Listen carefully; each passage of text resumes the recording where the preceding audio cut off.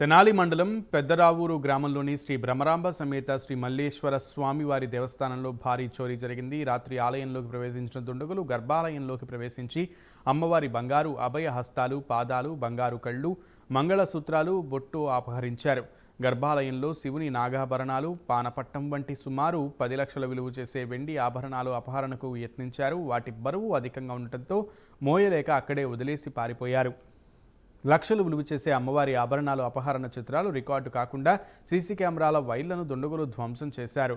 Hard డిస్కులు ఎత్తుకెళ్లారు. ఇదే దేవాలయంలో గతంలో 2 సార్లు చోరీకి విఫలయత్నం జరిగింది. గత 3 రోజుల క్రితం భట్టిప్రోలు, వెల్లాటూరు గ్రామాలతో సహా కృష్ణా జిల్లాలోని పలు ఆలయాల్లో చోరీ చేసిన ముఠా పనిగా పోలీసులు అనుమానిస్తున్నారు.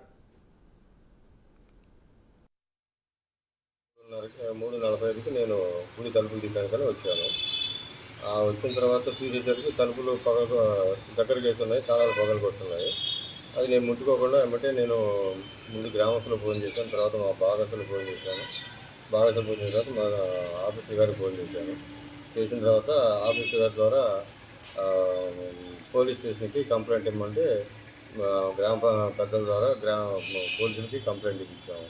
తర్వాత స్వామివారికి వచ్చేసరికల్లా వెండివి పానుమట్టంకి వెండి తొడుగుంటుంది. ఆ వెండి తొడుగు తీసుకెళ్ళలేక బయటపడేశారు.